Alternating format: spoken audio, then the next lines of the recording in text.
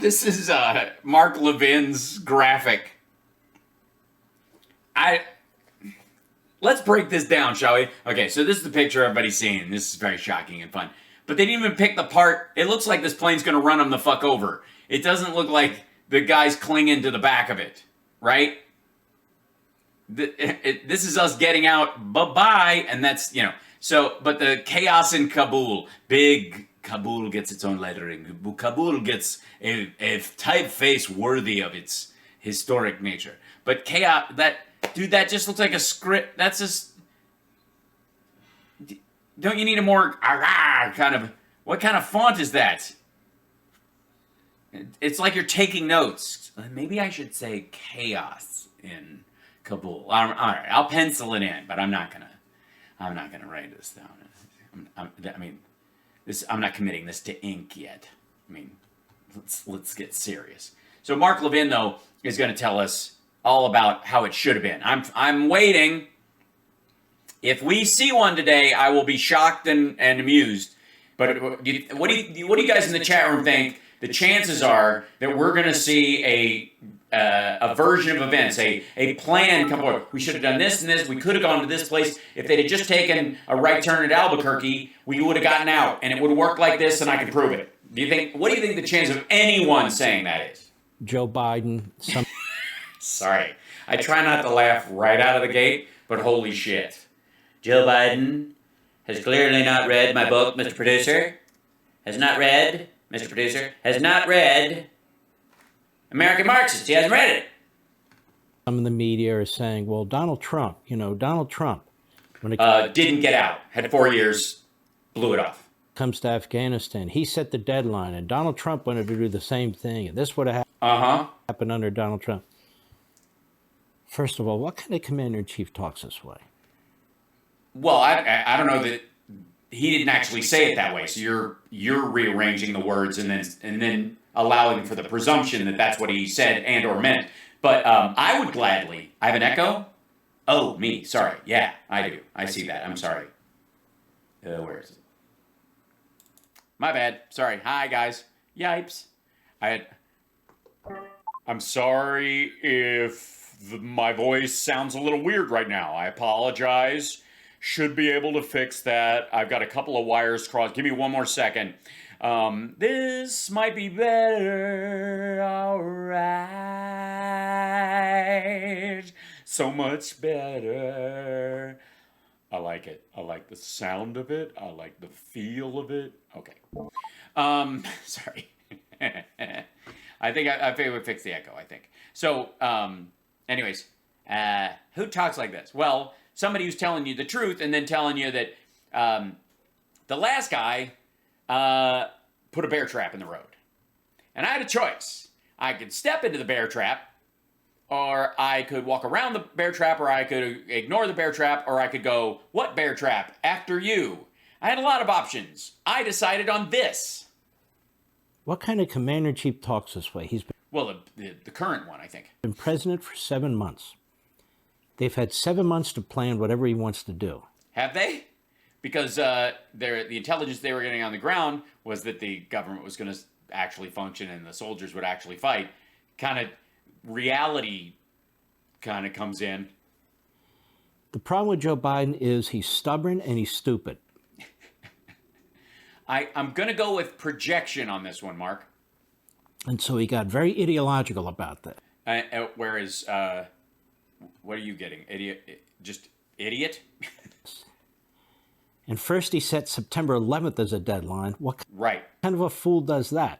Well, the deadline wasn't September 11th. That was when we're going to be out by. Obviously, that was the absolute outside. Where the goal was to be basically out 2 weeks before, and then we wouldn't have another 9/11 anniversary where we're still in Afghanistan. So. Then obviously he was told that doesn't go over well with the American people. So then he moves it up to August 31, I think it was. Do you think, why? Yeah, don't bother to look it up. Why? Why would you? August 31. So the enemy's sitting there, so okay. Okay, we have a little longer to wait polishing our guns after May 1st.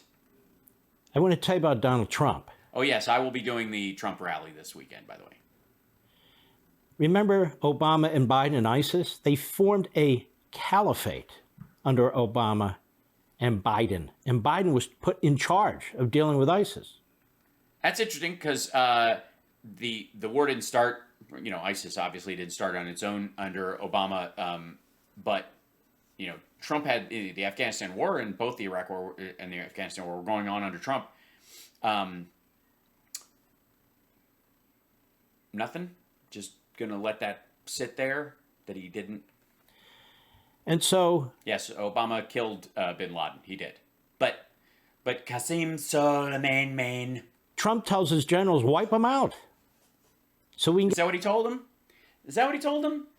Is that really what he told him, Mark? He told him, let's see, Trump 7% wanted to leave ISIS. I think that's the thing.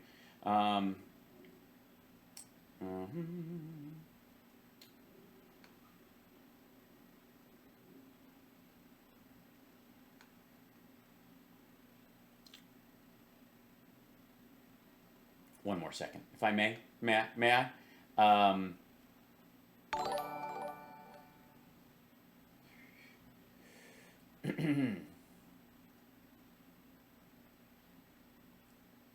Let's see if I can find the actual. Well, that's the remarks. Hold on.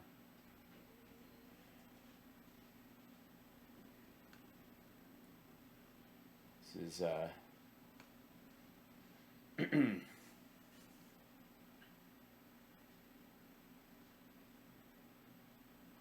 Yeah, he said wipe them out. Is that what he said? Just wipe them out. Devise a plan within 30 days on how to defeat ISIS. Mattis turned his report in on February 27th, and according to senior officials, it's still sitting in the White House. In 70 days since it landed on his desk, Trump has not responded to it, modified it, or approved it as policy.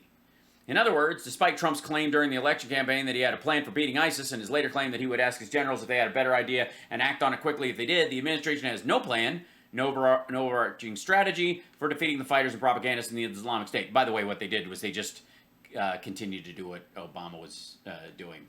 The only thing they had to do was wait for more missiles because we'd used them all. Let's see. ISIS won't be allowed to say. Yeah, this is the whole Obama and Clinton started ISIS, that whole thing. No, he didn't. He actually wanted to get out of Syria as well before defeating them because he just was done. Get the hell out of there. Yes, no, we only need 4 eggs when Mark Levin is with us. I'm just saying, there's a distinct difference. 5 eggs. Okay, so thanks for bringing it up. Yeah. Whoops, hold on. There we go. Where is it? Let me mail it. And he wipes them out. No, he didn't. Then Trump says, I want to get out of Syria. Now, we still have a force in Syria of a couple thousand. But he wanted to. He just didn't. I mean, he just felt like it. To pull most troops out. Uh-huh. But what did Syria do? They started bombing their own people with gas canisters. They were gassing their own people. What did Trump do? He attacked them. No, he blew up some empty Quonset huts and a runway that wasn't being used after telling the Russians and the Syrian forces what we were going to do so they could get out of the way. And only blowing up shit they wouldn't mind losing so that they could have this posture at home. Because he saw the inhumanity of it and he wouldn't... That's what it was. He was moved by the inhumanity of it. He just stood out on the balcony of the White House just feeling the inhumanity wash over him. Put up with it. He didn't turn and run and say it's not our problem anymore. We've been here long enough and so forth and so on. Yeah, he didn't pull out of Syria. He attacked them and he warned them. You do it again, we'll attack you again. And they did it again and we didn't. We still have some forces in Iraq, including intelligence forces, because we need to have some forward personnel and forward intelligence to protect the United States of America. Yeah, but why do they have to be in Iraq or Afghanistan for that matter? You would think we would learn this after 9/11. I hear these isolationists, these protectionists. That's what we are. We're isolationists and protectionists because we'd rather use technology to look inside Afghanistan instead of having our soldiers wandering around as targets stepping on IEDs and getting their legs fucking blown off. These people say, we've been to war 20 years, it's long enough. We're going to be at war as long as we're the United States of America. Well, that's a strategy. There you go. It's the Levin doctrine. Here we have it. That's it, Mark. We're going to be at war as long as we're the United States of America. The fuck are you talking about? What? Somewhere, somehow, some way. Somehow, just anywhere. I mean, as long as we're not America. If we're not at war someplace, holy shit. This is it. This might be. I didn't think Levin could out-dumb Don Jr. This might be it. And it's not our fault. No, it isn't. No, it's not our fault. You started it. You started it. No, you started it. Some things are done more competently than others. Yeah, like, for example, this set. I mean, what do you expect when somebody drafts you up on something on Fiverr? Also, you know, that's it's a quality cookie jar in terms that it holds cookies. But on a practical level, what are you going to get? 6 cookies in there? What is that? What's going on here? And of course, as artwork and book covers go, you know, why not just go with the same thing everywhere? If you're trying to sell a book no one is buying, just paper the walls with it. You know what I mean? Pull a Bongino. But we're not looking for war. We were attacked from Afghanistan. Right, and we killed Osama bin Laden and we degraded Al Qaeda down to 500 people. Then what? So we stay there forever. So, by the way, anybody who wants us to stay in your country and build you a government, just attack us. Because according to Mark Levin, all you got to do is attack us once, and we'll just park and we'll dump $1 trillion into your country, building up your government, whether you want it or not. What kind of a country would we be? And I hear we should have just wiped out Osama bin Laden and left. Yeah. Well, wiping out Osama bin Laden, that doesn't mean somebody else wouldn't follow in their footsteps and so forth. And so forth. It's just amazing to hear this kind of talk. Now, that doesn't mean also that you have to be Lindsey Graham and John McCain and send in, 2 million troops. Yeah, 2 million. We're going to send 2 million people into it. Mm-hmm. That's stupid, too. Yes, I agree. It would be stupid to send in 2 million troops. Particularly given what we know Afghanistan. Yeah, that there's only 38 million people, and we would have more soldiers in the country in that case than voted in the election. Do you remember a couple of years back? Boy, do I. When the Taliban, while talking to the United States, though, kept organizing more and more attacks against us and the Afghan army. You remember that? And some Wait, who was president? Massive bomb was dropped on their heads. You guys remember that? The Moab? Yeah. And apparently it didn't do anything. It was the biggest conventional bomb that we have, the biggest conventional weapon we have. Right. It blew out their tunnels. It blew at the top of a mountain off. It killed like 7, 8, 9, 10,000 of their troops. We don't know the exact number, but they were... Right. We don't know the exact number because Trump made the number up. We Moabbed a mountain. And if that'll show them, that'll keep them from taking over Afghanistan. Amassing for... I don't even know how they came back from that. Attack. Does that sound like Donald Trump would be sitting back while the Taliban are taking one provincial capital after another? Yes, it sounds like precisely that, considering he made a deal with them to do that very thing last year. You know it, dum-dum. And then surrounding Kabul. We have 10,000 citizens in Kabul right now. It's not clear how they're going to get out of there. It is clear. They're going to be taken out on C-13s largely. What do you think Donald Trump would do? You think he'd be Joe Biden? You think he'd be at Camp David? Of course not. No, he'd be golfing, yelling at his generals to get it done. And they go, what? And he'd go, anything that doesn't hurt me politically. Well, if this continues, it'll hurt you politically. So we should probably just punt it, right? Yeah, you know what? Let's get out next term when I don't have an election. So let's put that to an end right now. Yeah, let's do it. Tell us how Trump would have handled it in this fantasy where he did when he could. Right now, whether it's our southern border, whether it's our economic system, Joe Biden is a pandemic. It was... You don't believe in pandemics, Mark. It was Trump who cut off the oil pipeline to the Russians. It was Biden who gave it back. It was... Right, because it's way harder to sink ships than stop a pipeline, like shut it off or blow it up. If you want to cripple the Russian economy, better if they create a bottleneck and then hand you the keys. I mean, if I'm being my most Machiavellian, I would say that. I would go. Let's see, what are our options? Well, there's a lot of trucking lanes, and then there's a lot of boats. If we want to stop Russia from producing oil or getting it to market, it would be a big deal. But if they fuck with us too much, we could, have the CIA pay some Chechen rebels to blow up a big chunk of the Nord Stream, and really fuck with them that way. That'd be a way to do it. It's easier than sinking a bunch of boats with people on them and blowing up a bunch of trucks. It was Trump who cut off the Iranians and we're sinking their economy. It's sinking their economy? COVID sank their economy. Biden who gave it back. Well, no, they spent that money already. It's gone. It was Trump who stood up to the communist Chinese and started to squeeze their economy for what they were doing, not only economically to us, but in the South China Sea. One of these days we have to do a deep dive on China on this channel. I've been, besides my friends who are there, who I've spoke to about a lot of the issues they're currently having with their real estate market, their economy, flooding, the ghost cities, the what are called tofu dung, which are these like the shitty construction practices where they're putting in like fake rebar or no rebar at all, or using bamboo as support for concrete. It's fucked up. All the wounds to China are self-inflicted. And now they roll all over Biden. So let's not make these false comparisons between Trump and Biden. I won't. I'll make a real comparison. Trump didn't get us out of Afghanistan. Biden is. How about that? It's hilarious when they make these comparisons. I know. You're a jolly dude. You love a good laugh. Biden is a disaster. For you, sure. In every possible respect. Well, yeah, I mean, like I said, on your show, on the Blaze Network, for Trump fans, it's rough. It must be rough.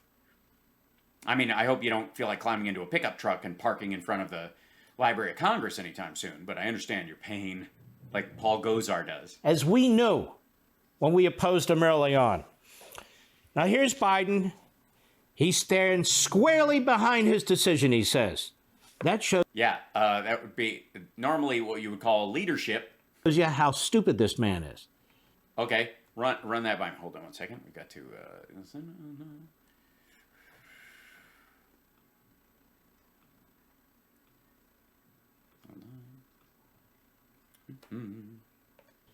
Donald Trump, like any good commander-in-chief, has to be flexible. Of course you... Yeah, that's what it is.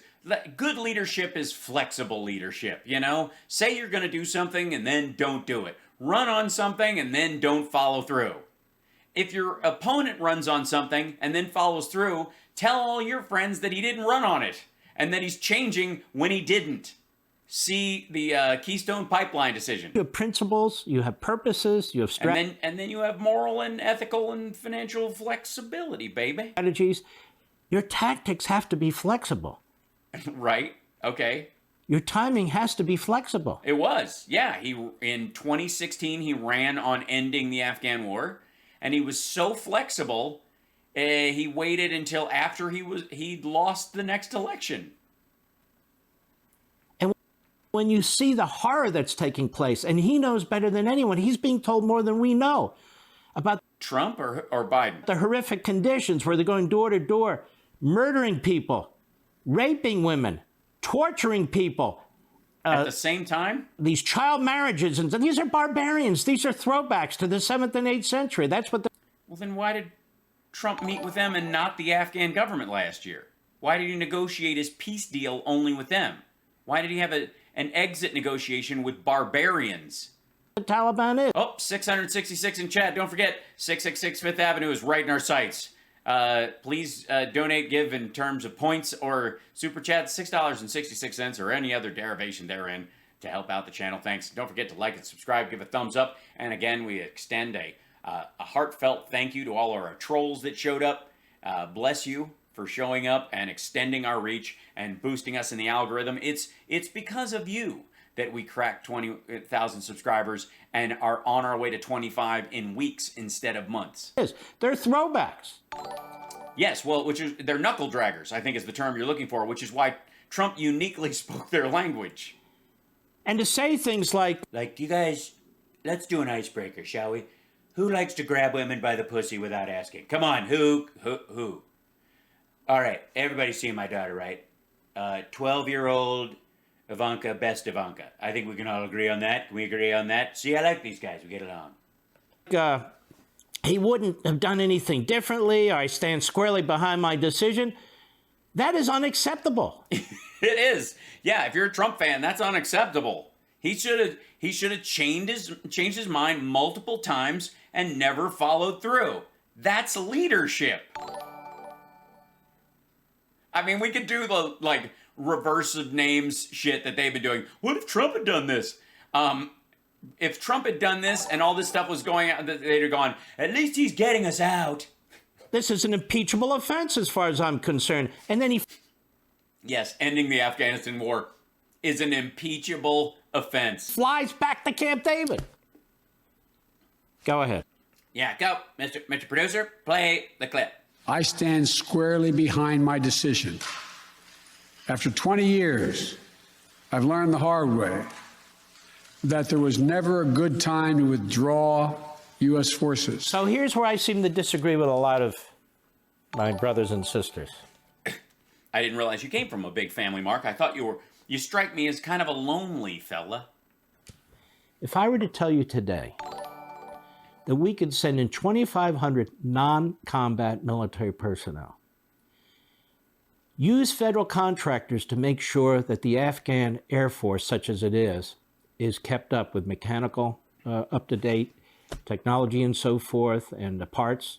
I would say, great. Why aren't we doing that in Rwanda, the Congo, and Yemen particularly? I mean, Yemen's literally the breeding ground for ISIS and a lot of the other forces. We've been literally, Trump pulled forces out of Syria and sent them to Saudi Arabia to guard oil refineries for the Saudi royal family like they were human shields because of Yemen. Why would you not suggest the exact same fucking thing in Yemen? Hell, Myanmar. Why don't we just roll into Myanmar and turn that into a democracy today? Yeah, North Korea. You know, we could do a lot if we just park some soldiers in there for the next 50 fucking years.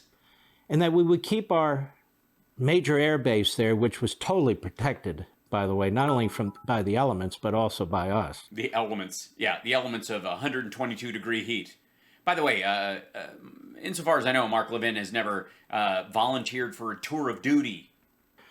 So we could strike if we needed to. Yeah, we can still strike. We don't actually need to be there. Our shit goes a long way. Like, literally, we have drones that can fly 2,000 miles round trip. And that by doing that, the Taliban would be effectively neutralized. If I told you we could do that today, you'd think I'm nuts, wouldn't you? Wouldn't you, guys? Well, no, that's what we were doing up to a certain point, but it would mean $48 billion a year to keep that thing going perpetually with those people in harm's way, negotiating with a government that does not and cannot maintain itself. Yeah, you're a fucking lunatic. Guys? And that's exactly what we had done. Well, then why don't we do it in South Africa? There's a lot of shit going down there. We could dump 2,400 troops down in that area. They could do some good. No? Oh, right, you don't give a shit about that area. That's exactly what existed several months ago. Uh-huh. Along with $48 billion a year. I don't know why we did this. Well, we've been at war 20 years. That's long enough. Being at war 20 years. We're in a state of war still with North Korea, and we have 28,000 troops in South Korea. Right. They have nukes and a functioning government and an alliance with the Chinese. We have tens of thousands of troops in Europe, major air bases in Europe, which can reach Afghanistan in a matter of minutes without having to be there. Naval bases in Europe in order to neutralize and counter what would be Russia. And now that would include China. What would happen if we removed all those forces? What do you think would happen? I don't know. Trump was talking about removing all the forces from Germany, if you'll recall. The face of the globe would change immediately. and we'd be in dire, dire straits. Yeah, but that's different than the 2,400 people we had and contractors, which are about 10,000, and an embassy full of fucking people talking to a bullshit government that couldn't even keep itself afloat for $48 billion a year. And the constant chance that our people would be killed. So what's happened now? There's 20 years, I keep hearing, even some of our friends will do it. 20 years is long enough. 20 years. Yeah, Trump said that. I notice you're not bringing that up. 20 years is long enough. We're really not fighting. And here's the thing. It's the Afghan soldiers who are carrying the brunt of the battle. Yeah, we've been removing ourselves out, and eventually they should be doing this themselves. If they're only doing it because we're standing there, then they're not really doing it, are they? 2014, when we removed all of our combat troops. They've had 50 to 70,000 casualties, deaths. That's a lot. Mm-hmm. And you hear men and women who have fought side to side with these individuals saying, it is outrageous what's being said about the Afghan military. We took their air power away. No, we took the intelligence away because it was getting to the Taliban. We closed our major air base in the middle of the night without telling them, and the Taliban rolled in and took over everything that was there. Which was nothing except the runway and some buildings, and they can't fly. We pulled our federal contractors out, so Which are the most expensive people we have there. their helicopters couldn't be... They could always stay, by the way. For the record, they've all been paid an incredible salary for a while. There's nothing stopping the contractors from staying there as long as they want. Contractors could have hung out. They weren't under orders from a general.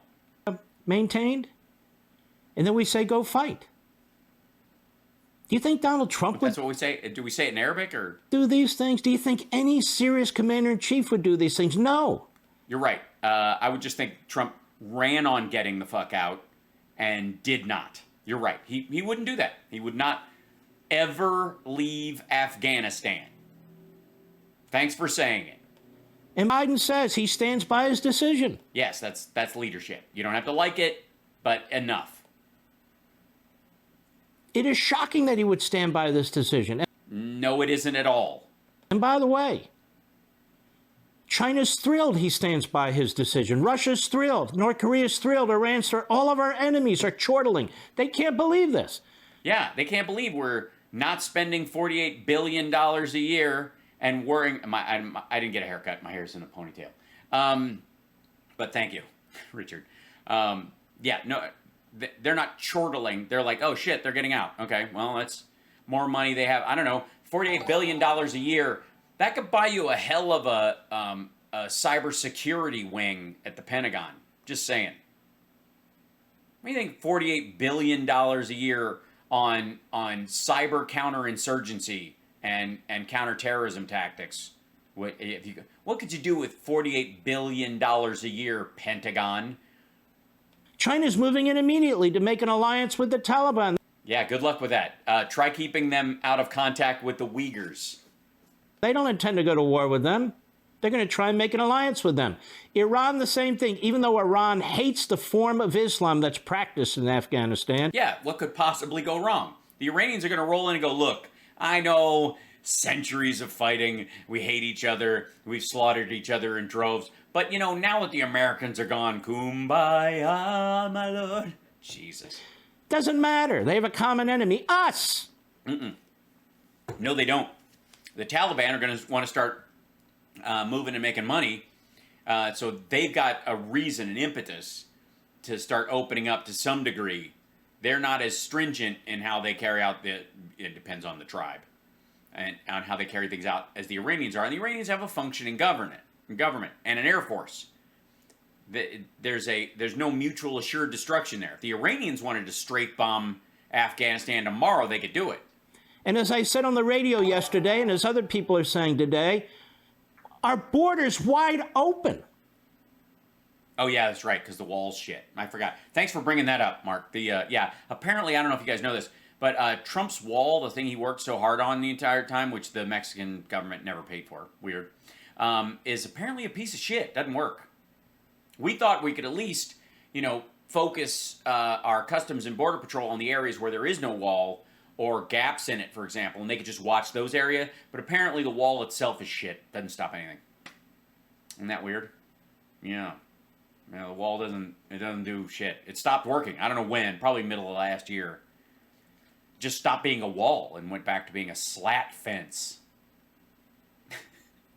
We've just created a massive terror state. The Taliban now controls more of Afghanistan than they did prior to 9/11. Yeah, but they don't know how to run it, so they're even saying some of the women can even stay in their positions of power. I understand that you guys are, a lot of the accountants and stuff can, I don't know, the Taliban, by the way, is the dog that finally caught the car. They have bit down on the bumper and have no fucking idea what a car works like. Well, we're tired of war. They're not tired of war. They don't look at 20 years. They're not looking at the calendar. They can give a damn. Well, yeah, they certainly don't have, like, iCal, for example. They could give a damn. Yes, they could. But they don't. They don't give a damn. Clearly. Unbelievable. By the way, Hamas, No, completely believable. the Palestinians, congratulated the Taliban. Just thought you ought to know. Because Biden's on the wrong side of that, too. He's on Oh, yeah, by not wanting the Palestinians slaughtered. the wrong side of Iran. He's on the wrong side of everything. Well, the Taliban are on the wrong side of Iran, so wouldn't that make us on the right side because we're on the wrong side of the Taliban? Shit. Go ahead. Yeah, play the rest of it. That's why we're still there. We were clear-eyed about the risks. No, they were not clear-eyed What'd you skip through? The fuck kind of edit was that? about the risk. On the one hand, they say it happened faster than we thought. Right? And then he says we're clear-eyed about the risk. Look, Currently, the original intelligence assessment said 10 months. Then it said 5 months. Then it said 3 months. Then they were cascading across the state because the Afghan army and the government was collapsing. What are we supposed to do? Stay past that point? If we'd have just stayed a little longer, after the assessment went from 10 months to 5 months to it falling apart because they were already moving across the country, you know what? Go back into Bagram, turn the lights back on. We're digging in. It's got to be another year. it's one thing to leave Afghanistan. But when you leave in a way that literally collapses the country... No, the agreement with the Taliban last year and the fact that the government was bullshit to, across the board was the cause of the collapse. Those two factors are it. There was never a sustainable government in Afghanistan. Never. That 2 million people in that country participated in the elections. There's 38 million people in that fucking country. It's not even close. We didn't collapse it because we decided to leave. And if we can't be there, if we have to be there to keep a country from collapsing, is it a country? Now, shall we start the conversation, Mark Levin, about turning Afghanistan into the 51st state? I know you don't want Puerto Rico or DC, too many people of color, but the Afghans, technically speaking, there's a bunch of blue eyes in there, and they came across the Caucasus Mountains. I think there's a lot more lineage there with the Levins than you might think. So is that what we're doing? Why don't we just make this would make Mark Levin happy. Why don't we just make Afghanistan the 51st state? Add one more star to the flag, and it's Afghanistan. Permanent territory of the United States. Brilliant. That is a historic disaster. Yeah, more so than going in there and staying for 20 years? For us. For us. The inhumanity, the genocide that's going on and going to go on there is just unbelievable. So you agree that Republicans in blocking Clinton from going into Rwanda, for example, was a mistake? No? That didn't keep you up at night? No? But I had on my radio show last evening. Thanks for recapping it. Could you read some from your book, too? Colonel Richard Kemp, who is he? He was the commander of British forces in Afghanistan early on, from 2003 and several years thereafter. Why did he stop?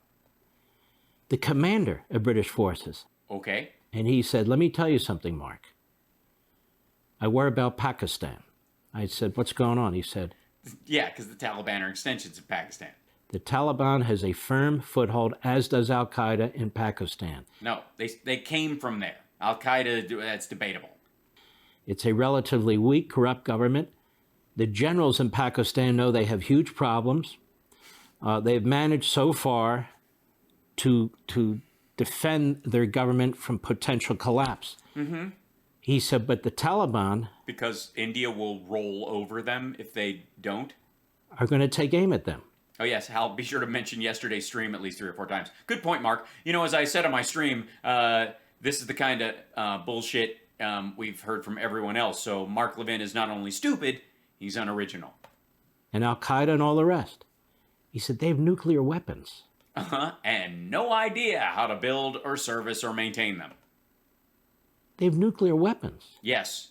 And it is the equivalent of a herd of water buffaloes discovering a brand new sword.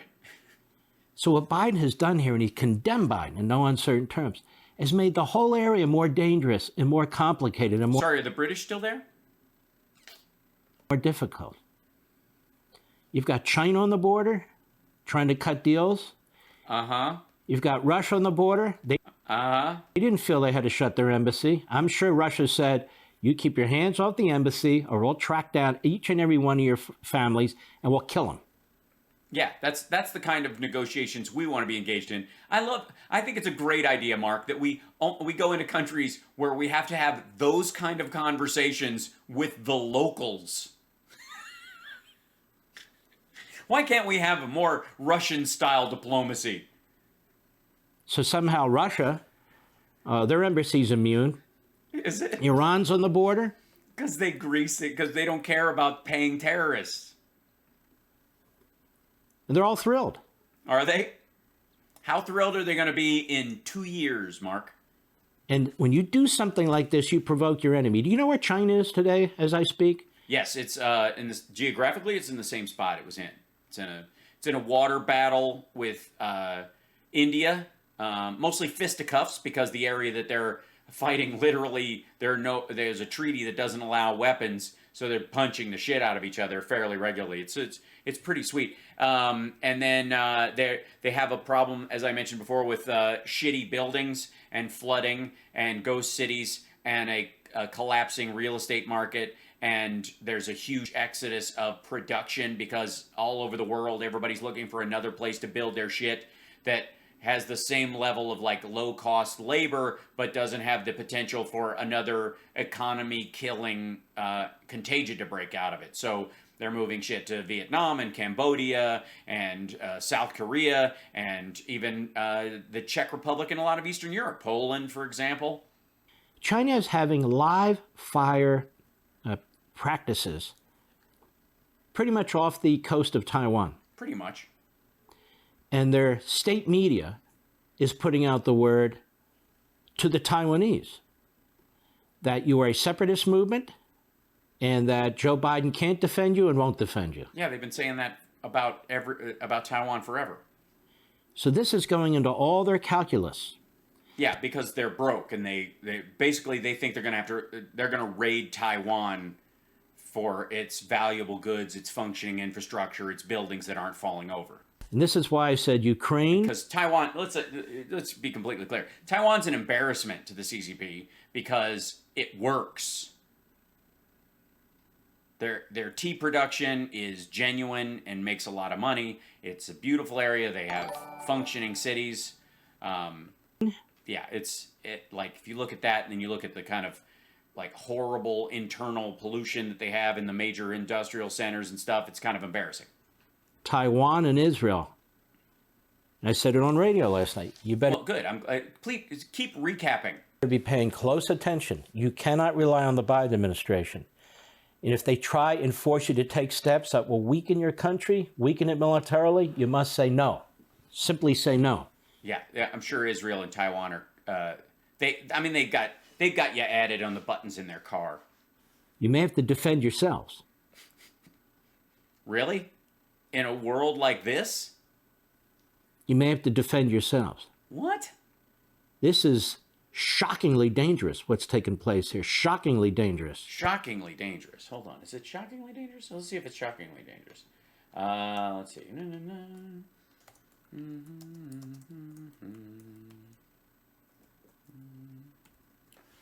Shockingly dangerous. Dun, dun.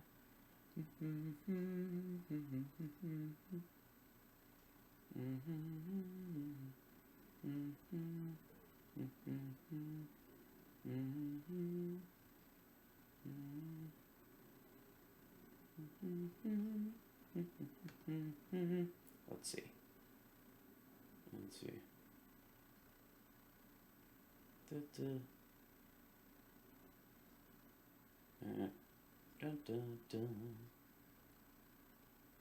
Trump side called the president. John McConnell was congratulating waiting president. Got brutal Taiwan. This kind of stuff. So, all right. Oh, sorry. There was an American flag on screen. I'm sorry. Oh, yeah. Want to see more? Oh, really? That was the end of it? Or sign? No, I don't. I honestly don't. I'm not quite sure why anyone would. I do like the fact that you got the little, like, stamp from The Secret up in the corner. Levin. Anyways.